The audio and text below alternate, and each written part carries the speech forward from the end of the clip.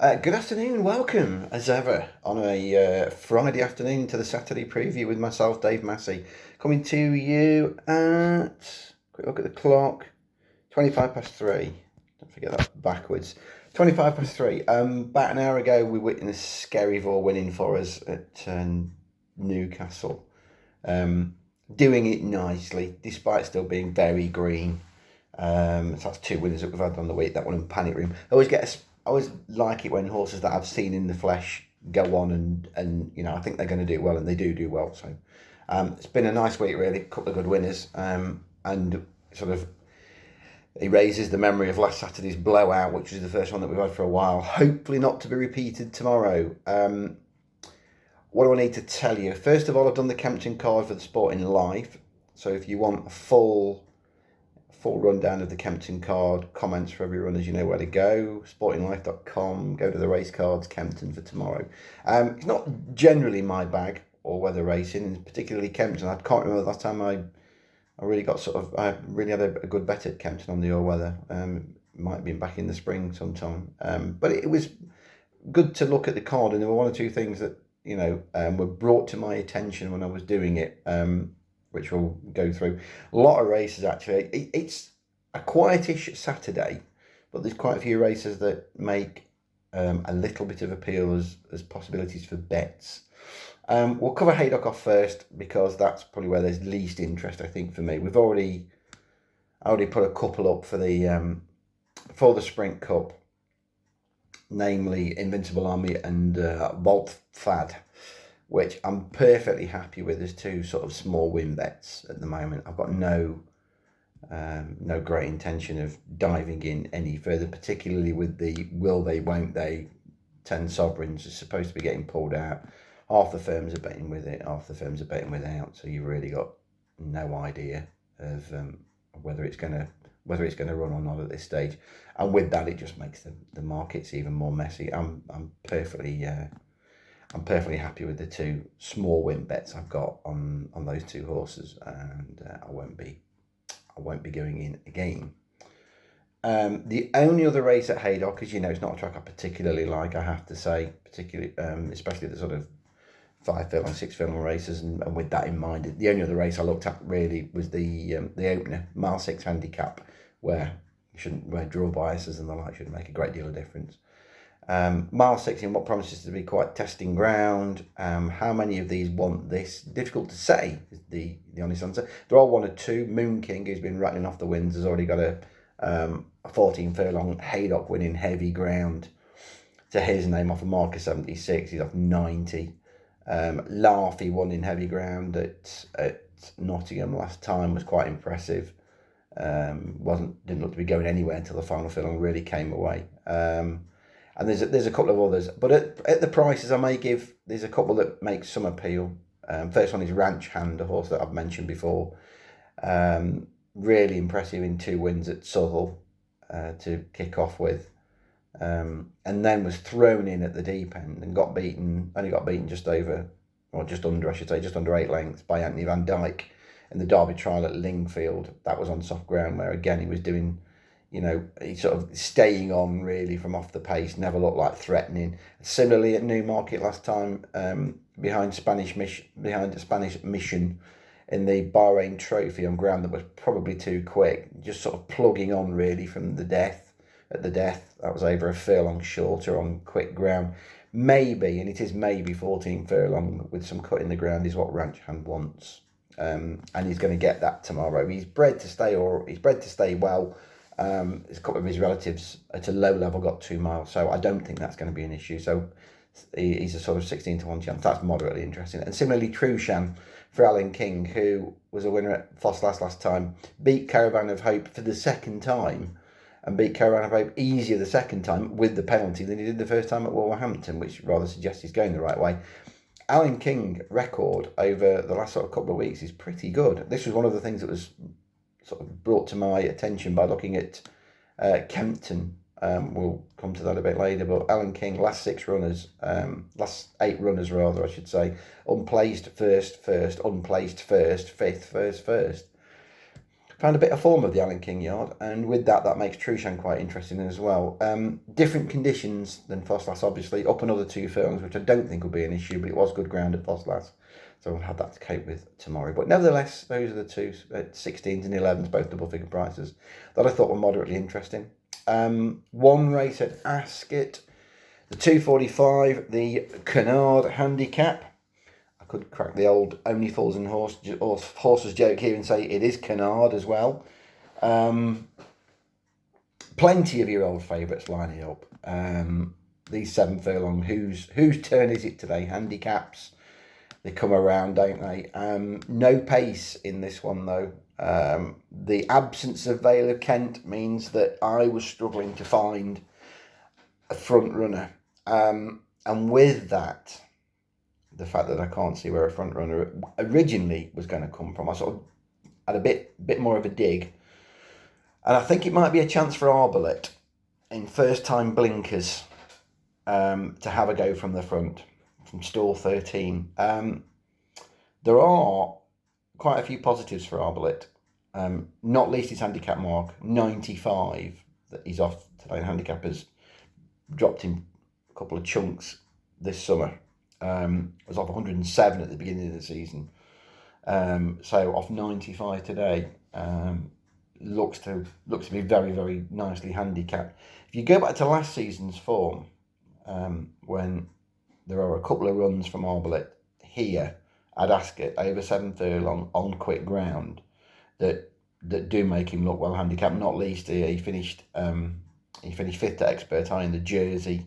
That was a good run. Then came out after that and got beaten under a length by Burnt Sugar in the International. So Ascot 7 furlong quick ground is he clearly acts well when he gets those conditions, and it's important to say that he's not had that yet this year. You look at his 6 runs, 3 of them have been with cut in the ground, and then when he's raced at 7 furlong, they've both been with on good to soft ground. So he's not really had his conditions yet.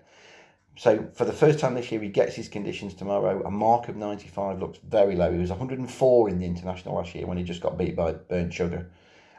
So some £9 lower than that. Hugo Palmer's found some form after a sort of moderate summer. The last sort of couple of weeks have been much better, I think, for Hugo. Stall 13 will be fine. Looking at draw stats, Stall 13's okay. And with the blinkers first time, I think they're going to go forward with him. If that's the case and they can set their own fractions, might be hard to catch. Quite like his chance at 14. And the other one, I'm going to get lured in by the price here. There are negatives with Another Bat, but there's no doubt that there's a race.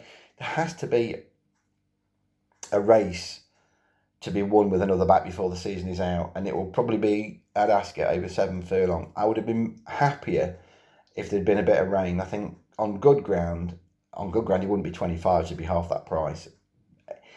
He's all right on this ground, but he really wants it a bit softer. But I cannot resist the fact that the handicapper is, again, giving this horse a chance. He's off 95 tomorrow. Angus Villiers taking another 7 off.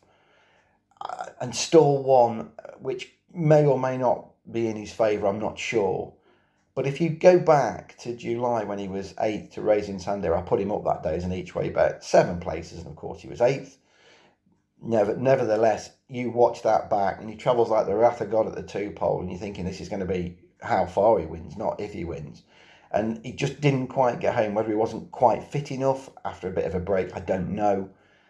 There's definitely a race to be won with Another Bat, and I don't want to miss out when he's on. And you can get 25s and you'll be getting bonus places, we'll be getting extra places as well. So I think both Arbalete and Another Bat, despite the fact that, as I say, the ground is against Another Bat, I think tomorrow, both make some appeal at prices.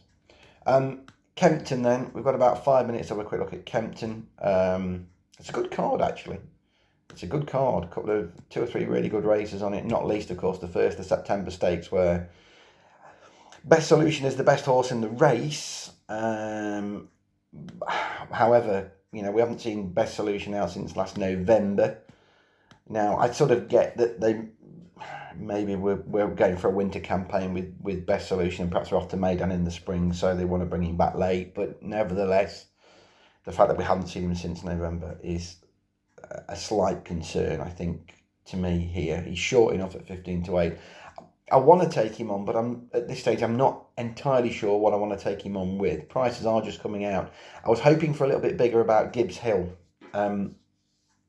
He's been putting around about sort of 10 chance here because he has got a fair bit to find on the figures, it must be said. But nevertheless, he's proven at Kempton 12 furlong. He won a handicap here off 94, won it by 10 minutes well, a couple of years ago now, I should say, because he is coming back off an absence. I was thinking it was last year, it's the year before. He has come back off an absence. He looked a really classy performer when he beat Zubair here, as I say, 2 years ago. That was off a mark of 94. And although I don't know what the problem he never went a yard in the Northumberland Plate. Didn't go a yard. He didn't want to go in the stalls that day, which suggests that he had a problem before he'd even gone in. So I'm happy to sort of forgive that. And then he came out at York and was fourth to Tamria, and he got beaten 2 lengths. At the weights tomorrow, we should beat Tamria. Should reverse that form quite easily. And the fact that he's now got a couple of runs under his belt, he should be getting fitter. He's got plenty in his favour, but I was hoping for a little bit more than 10 to 1. I may take another look at the race and maybe 10 to 1. I'm perhaps being a bit harsh, but I was just hoping for slightly better because it is a tough race and you can give nearly everything we're popping the bottom to some sort of a chance. Even Thundering Blue, who's been last on his last 2 runs, taking a massive drop in class, and the figures aren't that dreadful for Thundering Blue really. So there's lots you can give a chance to. One I do like, and I'm hoping for a price for in the 240, is Punch Bowl Flyer in the nursery. I chanced a little bit on Punch Bowl Flyer at Brighton last time out because I'd liked the Newbury run the time before and thought he would progress, and he did progress, but he hated the track at Brighton. Go back and have a look at it. I mean, he's hung all over the shop. I know some of it you can put down to greenness, but he clearly didn't like the track at all. And yet, all the way through the sort of final 2 furlongs, I thought if they can get him out and get him straightened up, he'll win this. And although he's only won half a length, he was nicely on top of the line. Now, the 2nd and the 5th have come out from that race and both won since, so the form has a reasonable look to it. The speed figure was good. The speed figure was a lot better than a mark of 74 would give him credit for. I think he's still well handicapped here. I don't think the surface will be a problem for him, and I really like his chance here. As I say, I'm waiting on prices, and if the price is right, I will be playing Punch Bowl Flyer. The London Mile handicap, I think bookmakers have probably got it about right. I think the plot here is obviously the Mick Appleby horse for the Dixon boys. Casbon, winner here 4 days ago, rock up under a penalty. That was the first run for the yard. You can expect better. 5 to 1 though. I mean, it's the right price and not overpriced. At a bigger price, you can give Family Fortunes a bit of a squeak. If you take Family Fortunes Kempton form alone, it reads 1-3 nowhere, 5th 1-2-2-1, and if you narrow that down to a mile, it reads even better. So a mark tomorrow of 85 as well. That's his last winning mark, so he's now back down to a winning mark, and I think that's probably been Family Fortunes has probably might just been a bit too high in the handicap for a while. He has got to reverse form with 1 or 2 of these on last time out running, but you did get the impression that there was more to come from Family Fortunes. He's got they almost sort of like had a race in mind for him. I'm not saying he wasn't trying last time, but if you watch the race back, he's well off the pace and he runs through a few beaten ones, and that's resulted in another £3 drop for him. So I thought Family Fortunes in a race that will be run at a good pace, plenty of pace on in this. There's at least 3 of these that will want to sort of crack on with it. Arigato always goes from the front. Directory tends to front run. I think Felix the Poet as well is another one. So that will suit Family Fortunes, who tends to come with a late run. Again, so you could look at Family Fortunes each way as a possible. Running out of time a little bit here, guys, so I'll keep these last 2 brief. 425. I think Streamline is the most likely winner. Again, I'm just waiting on prices. That's for the Cyrenia. Again, because he's not the form pick, there are others in here that have got better form than Streamline, namely Sun Power and Aroha. They've both got, at this stage, better form than Streamline, so I'm hoping Streamline will be a price. But I gave him a good mention at York. I should have been a bit braver and put him up as a bet each way, actually, because he hit the frame at a big price there. Only got beaten at length by Alligator Ali. And if you watched him here at Kempton the time before, he hacked up in a novice auction over 5 furlong, acts well on the track, and he clocked a decent speed figure that day as well. So I thought Streamline, stepping up to 6 furlongs as well, that's a key point I should have made. I think he's ready for 6 furlong now, Streamline, and he should improve again. So I think he's got a big chance.